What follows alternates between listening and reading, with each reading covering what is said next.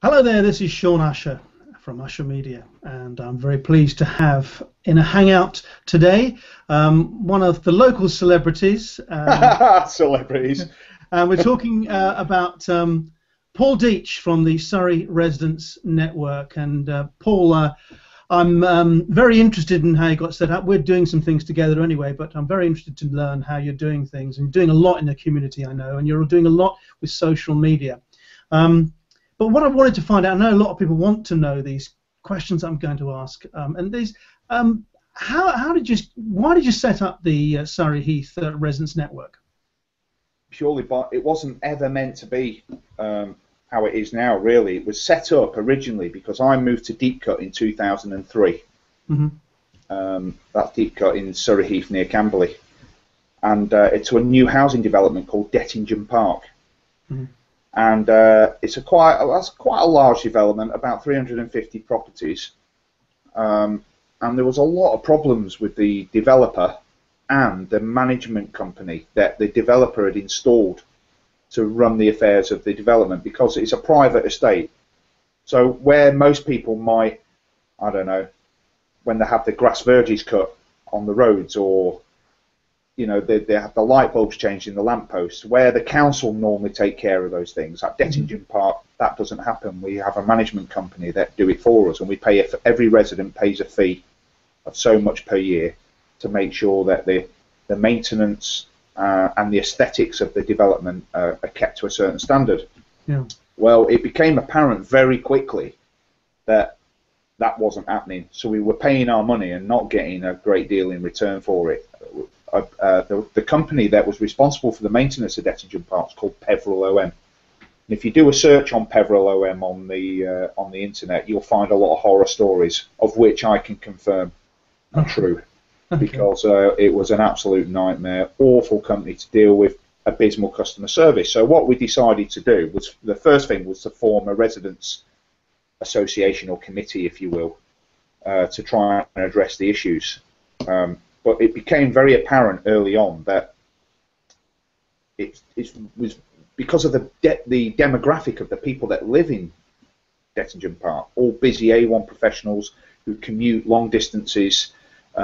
It was virtually impossible to get people to turn up to public meetings, and that's not because they weren't interested. It's not because they weren't interested in what was going on. They were, but they were just physically too busy to take part. So I set up a web forum using freeware PHP to allow residents to communicate with each other about the issues. And I would say, cutting a long story short, that 98% of what was achieved online. We did still have to have a residents meeting, because we had to formally constitute the committee by a show of hands and all that sort of stuff.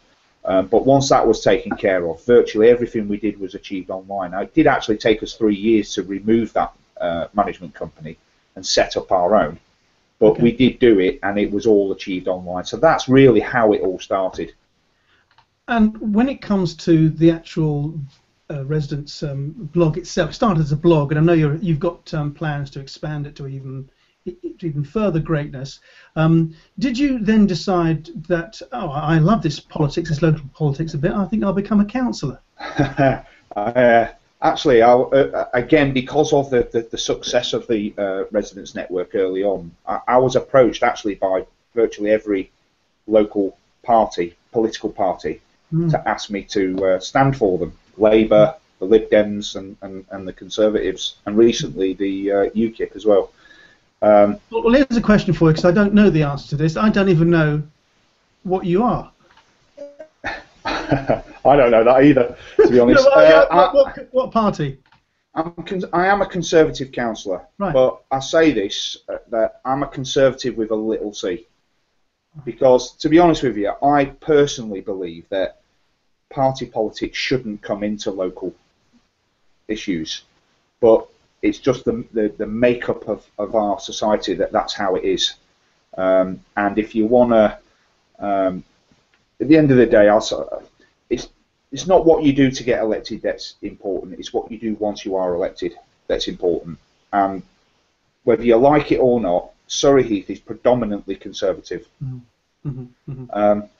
And quite frankly, it's better to have a seat at the table than pissing from the outside. So I decided to join the Conservatives. As it turns out, Sean, and I'm not just saying this, as it turns out, I'm really glad I did that. Okay. I don't want to go into bigging up the local Conservative Association or anything like that, but I am very pleased with my decision, and now that little C is actually starting to get bigger. Okay. All right. So okay. Let's talk a little bit further about where your residents network is going, because I know you've got great plans to expand, and I just wanted to get some idea on what you're going to be doing with it going forward, and is there going to be a new website, that kind of thing. Yeah, well, it's once I realised that I was onto something when I started this residents network, because like I said, it started off as a forum, and then it started to spread to the neighbouring villages. The Heather side says, oh, yeah, we'd like something like this, and Findlay Green said, oh yeah, we'd like something like that too. And the council started, this is long before I ever stood for election, the council started to pay attention to it as well, and the police did, and then I started to realise that I was actually onto something, and that there was a gap, I suppose, that the residents network started to fill. So, and what I wanted to do is, instead of it just being me contributing to it and producing the content, it's in the title, Residents Network, from the residents' perspective. So what I wanted to do is to have lots of different people contributing content to the network. So I was always on the lookout for videographers, photographers, people who have a natural ability to write articles and things like that. And over the years, we've gained a steady stream of contributors wanting to put content on the network. Particularly photographers and videographers. A good example of that is a fantastic local guy called Alan Meeks, who does video and photography and produces lots of content for the network. But once I realised what I was onto, I thought, well, wouldn't it be great if we could have people like me and Alan and other people in all the different areas of the community, and when they see something going on that's cool or even not cool, they could take a picture of it on their smartphone and send it to the residents network to put on there, and that's what started to happen really. And as a result of that, I started doing some podcasting, which is proving very, very popular. And we've now got contributors all over the place, and it's spread now Surrey-wide. So at the moment, the podcast channel is Surrey-wide. We've also got a Runnymede residents network in the neighbouring borough of Runnymede. But the plan is to expand it right across Surrey and maybe even further, if there's a need for it. What I would like to then start doing is developing the website and making that Surrey-wide as well. I noticed, in fact, that you've got some sponsorship. I know you've had some sponsorship on the website for a while, but obviously, I mean, I know through the website development that I do and working with lots of different companies that you've got to get the shekels in. You have to get paid. So obviously, not doing it all for nothing. So is sponsorship an important part of the website now? It is now. It was never meant to be for profit. When I first started the Residents Network, I never imagined in a million years I'd actually make money out of it. But really, to keep it going at the pace it's at, and to produce the quality of content that we're producing, because at the end of the day, Sean, I mean, we're talking to each other on this Google Hangout. I've literally just bought this morning a new webcam on your recommendation, a Logitech webcam, which is fantastic. Looks fantastic. You look fantastic. You look fantastic. Thank you very much. You don't look so bad yourself. But this equipment costs money. Yeah, it does cost, yeah. It costs money, and the broadband, I have an unlimited broadband plan, which I have to have. It's not cheap. There are physical costs, although it's a lot cheaper than running it as a proper broadcasting network, obviously. There are physical costs involved, and really to keep it going and so that I didn't have to go, because I'm a healthcare professional for the NHS at the moment, very part-time. I used to be full-time, reduced my hours significantly so that I can concentrate on the residents network. But there's going to become a point where I'm going to have to give that up and concentrate full-time on the network. But I still, like everyone else, have a mortgage to pay. Right. Absolutely. I mean, if you're working if you're working 3 days a week, for instance, on this, and 2 days a week at your other job, the bills have got to be paid, and that's the reason why I want to talk about the sponsorship now. Can people just buy some space on your site? And well, before that, I mean, give us some idea how many people actually come to your site in a month. Well, I don't really like to get hung up on followers and the amount of followers, but it's in the thousands. Okay. Several thousand, in fact. Yeah. And it's getting more and more. We're adding new followers every single day, subscribers every single day. But you've got to look at the sponsors that we've got. We've got some great sponsors, and it's not. You can't just. I won't just take sponsorship off anyone. Because at the end of the day, I want to make sure that anyone who sponsors us, and if we're recommending a company, that they're reputable, that they're not going to cause our followers and subscribers problems and that type of thing. So, we won't just let anyone sponsor the Residents Network, but we've got some terrific sponsors. I mean, Pine Ridge Golf Club, they're now literally just into their 4th year of sponsorship of the Residents Network.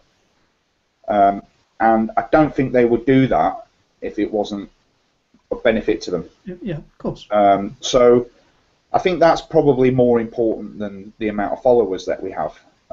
It definitely has an influence in the community, and we're working with some other really great local companies as well. But the other thing is well, it's not just about the content that we produce. I'm getting more and more work now from my social media expertise. So companies are asking me to come in and show them how to, I don't know, use social media as a way of marketing their company in a meaningful way.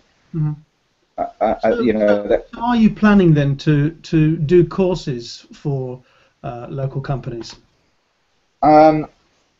No, I hadn't planned on doing that really. I was good, maybe some odd one-off stuff. I mean, I do get asked quite a lot to talk at business breakfasts and that type of thing about social media. In fact, I just did one last Friday for the Mayor of Surrey Heath and her business breakfast, which went down really well, I think. So I'm doing that sort of stuff. I'm also working with Surrey Heath Borough Council along with you.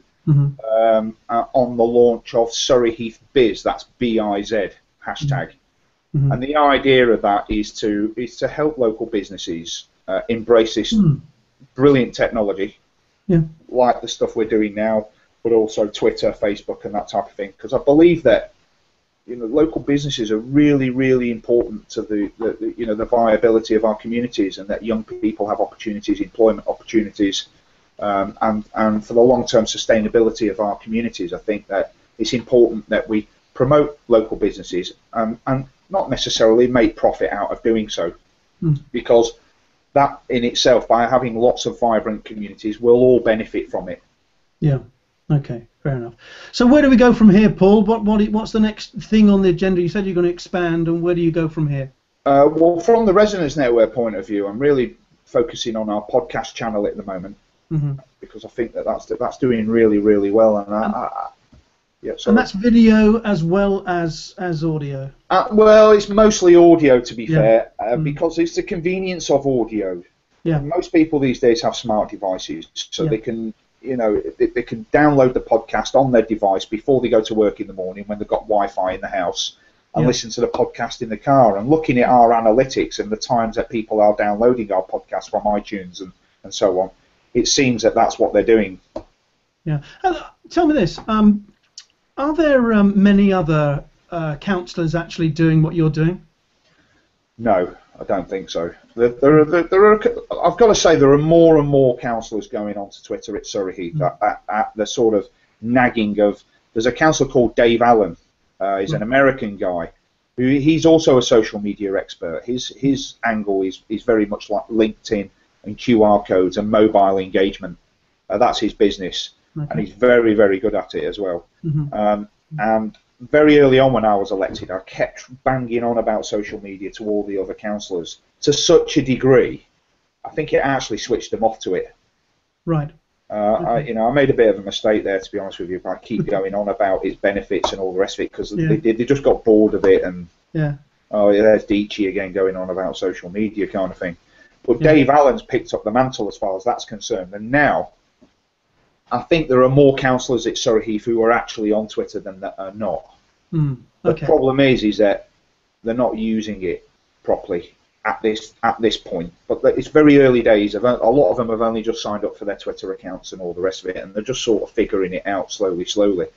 A bit like businesses, I suppose. That there are businesses who think that just by having a Twitter account that's enough.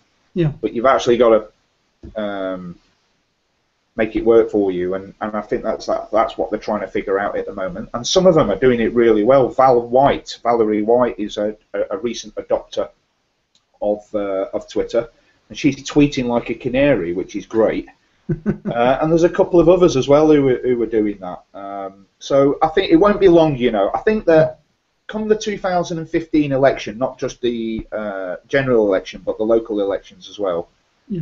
If you're not on Twitter, I think, or you're not using social media in a meaningful way, I think that you're gonna struggle. It played a big part in the county elections, social media, and it's getting more and more popular. And in America, in fact, Obama regularly says that if it wasn't for social media, he probably wouldn't have got elected.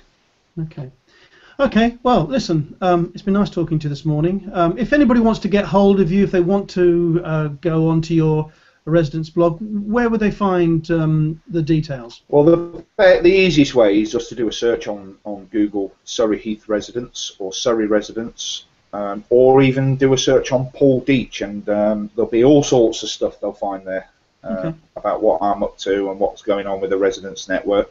But also, if you go on iTunes, you can subscribe to the Surrey Residents Network podcast channel, or Audio Boo. A lot of people might not have heard of Audio Boo yet, but I'm pretty certain it won't be long before everyone's heard of it. It's a fantastic podcast channel platform, and all our podcasts are on Audio Boo. Okay. All right. Well, there you are. That's Paul Deach, and Paul is from the Surrey Residents Network, and we look forward to hearing more from him. And I know I'll be working with Paul very much in the future. We've got this seminar coming up and other projects we've got working on as well. What date is that, Sean? What date is the seminar again? Good question, and I'm glad you've pulled me up on that because I don't remember. But Let's see if I can find it on my iPod, because I think it's the 21st of October, isn't it? Yeah, and if you're a local business, you need to get in touch with Surrey Heath Borough Council. If you want to take part in this seminar, get in touch with Surrey Heath Borough Council. I think they'd love to have you there. Yeah, okay. All right, that's it for now. Thanks very much, Paul, and thank you to you for watching. Thank you, Sean.